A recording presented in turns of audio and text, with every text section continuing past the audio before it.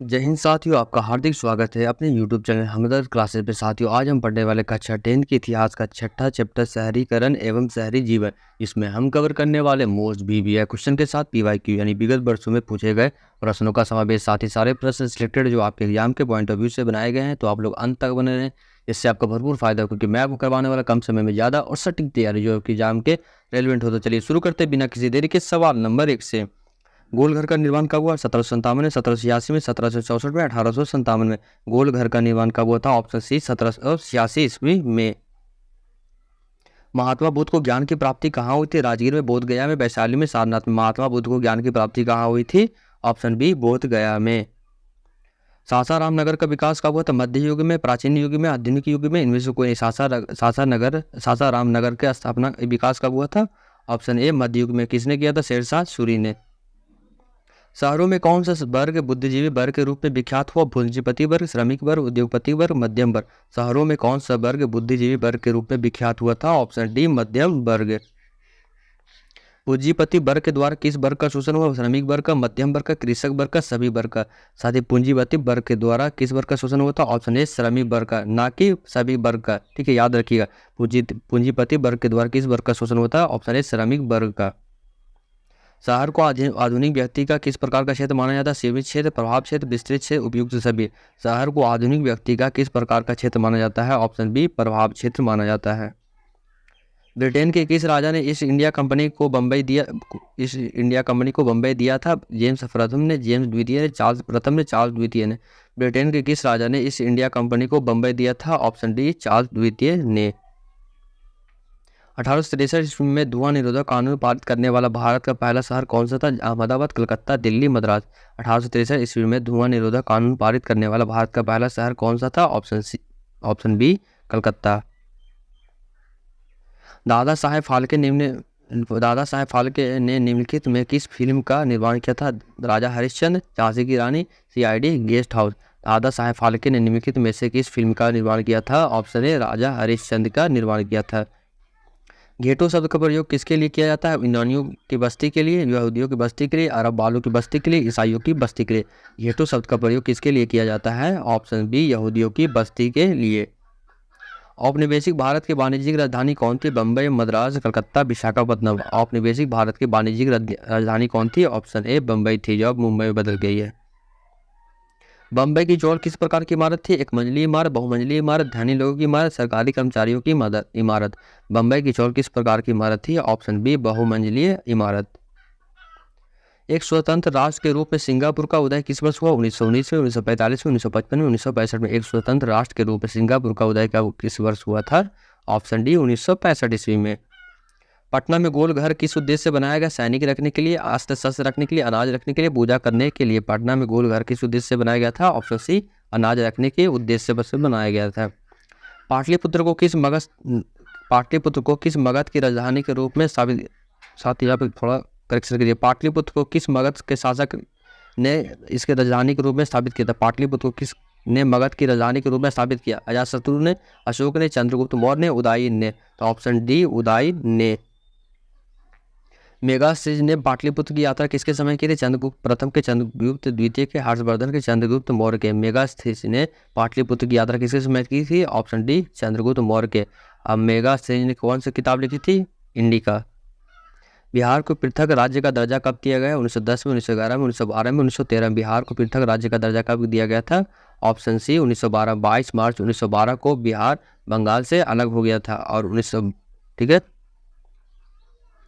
पाटलिपुत्र नगर की स्थापना किस शासक द्वारा की गई? अजातशत्रु, शेरशाह सूरी, चंद्रगुप्त मौर्य, अजीमुन। पाटलिपुत्र नगर की स्थापना किस शासक द्वारा की गई थी? ऑप्शन ए अजातशत्रु के द्वारा की गई थी। मगध राज्य की प्राचीनतम राजधानी कहाँ स्थित थी? बोध गया में, राजगृह में, वैशाली में, पटना साहिब। मगध राज्य की प्राचीनतम राजधानी कहाँ स्थित थी? ऑप्शन बी राजगृह में। अंग्रेज यात्री राल्फ फिच ने पटना की यात्रा किस वर्ष की थी? 1856 में, 1857 में, 1858 में, 1859 में। अंग्रेज यात्री राल्फ फिच ने पटना की यात्रा किस वर्ष की गई थी? ऑप्शन है 1856 ईस्वी में। साथियों मैं आपको करवाने वाला हूँ बैक टू बैक प्रत्येक सब्जेक्ट का chapter wise question practice, subject wise question bank and latest model paper solution. चाहे वो संस्कृत भाषी हो या उर्दू भाषी, तो आप लोग जरूर जुड़े, अपने दोस्तों को जरूर जुड़े, जिससे ज़्यादा से ज़्यादा लोग लाभान्वित होकर अपने एग्जाम में अच्छा प्रदर्शन कर खुद का, अपने माता पिता और अपने समाज का नाम गौरवान्वित करें। तो बढ़ते हैं अगले प्रश्न की ओर। तख्त श्री हरमंदर जी साहिब कहाँ स्थित है? पटना साहिब में, अमृतसर में, लाहौर में, भिवंडी में। तख्त श्री हरमंदर जी साहिब कहाँ स्थित है? ऑप्शन ए पटना साहिब में। सासाराम में किस ऐतिहासिक शासक का मकबरा स्थित है? अलाउद्दीन खिलजी, औरंगजेब, शेरशाह सूरी, कुतुबुद्दीन ऐबक। सासाराम में किस ऐतिहासिक शासक का मकबरा स्थित है? ऑप्शन सी शेरशाह सूरी के। एक प्रतियोगी एवं उद्यमी प्रवृत्ति से प्रेरित किस प्रकार की अर्थव्यवस्था लागू की? वस्तु अर्थव्यवस्था, मुद्रा प्रधान अर्थव्यवस्था, मुद्रा, इनमें से कोई नहीं। एक प्रतियोगी एवं उद्यमी प्रवृत्ति से प्रेरित किस प्रकार की अर्थव्यवस्था लागू की गई? ऑप्शन बी मुद्रा प्रधान अर्थव्यवस्था। औद्योगिकरण ने किसके स्वरूप को गहन रूप से प्रभावित किया? ग्रामीणीकरण ने, शहरीकरण ने, बस कस्बों को, बंदरगाहों को। औद्योगिकरण ने किसके स्वरूप को गहन रूप से प्रभावित किया था? ऑप्शन बी शहरीकरण को। सामंती व्यवस्था से हटकर किस प्रकार की शहरी व्यवस्था की प्रवृत्ति बढ़ी? प्रगतिशील प्रवृत्ति, आक्रामक प्रवृत्ति, रूढ़िवादी प्रकृति, शोषणकारी प्रवृत्ति। सामंती व्यवस्था से हटकर किस प्रकार की शहरी व्यवस्था की प्रवृत्ति बढ़ी थी? ऑप्शन ए प्रगतिशील प्रवृत्ति की। अस्थायी कृषि के प्रभाव से किसका एकीकरण संभव हुआ? संपत्ति का, ज्ञान का, शांति का, बहुमूल्य धातु का। अस्थायी कृषि के प्रभाव से किसका एकीकरण संभव हुआ? ऑप्शन ए संपत्ति का। आधुनिक नगरों का विकास कब से हुआ? मेसोपोटामिया की सभ्यता से, हड़प्पा की सभ्यता से, पुनर्जागरण से, औद्योगिक क्रांति से। आधुनिक नगरों का विकास कब से हुआ था? ऑप्शन डी औद्योगिक क्रांति से। जनसंख्या घनत्व सबसे अधिक कहाँ होता है? ग्राम में, नगर में, कस्बा में, महानगर में। जनसंख्या घनत्व तो सबसे अधिक कहाँ होता है? ऑप्शन डी महानगर में। 1910 से 1980 ईस्वी तक लंदन की आबादी 10 लाख से बढ़कर कहाँ तक पहुंची? 20 लाख, 30 लाख, 40 लाख, 50 लाख। 1910 से 1980 ईस्वी तक लंदन की आबादी 10 लाख से बढ़कर कहाँ तक पहुंची? ऑप्शन सी 40 लाख तक।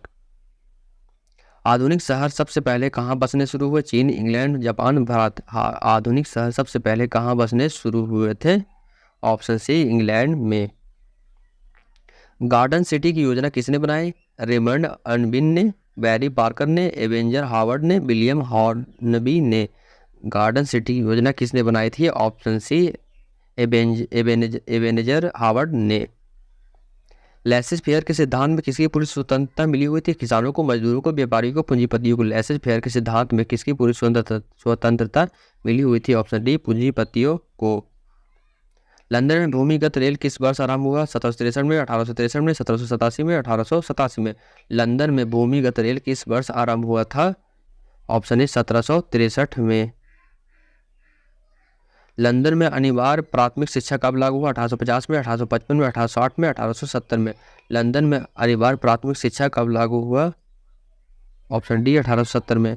साथ ही करेक्शन कीजिएगा, लंदन में भूमिगत रेल किस वर्ष आरंभ हुआ था? ऑप्शन बी 1863 में, ना कि 1763 में, ध्यान रखिएगा।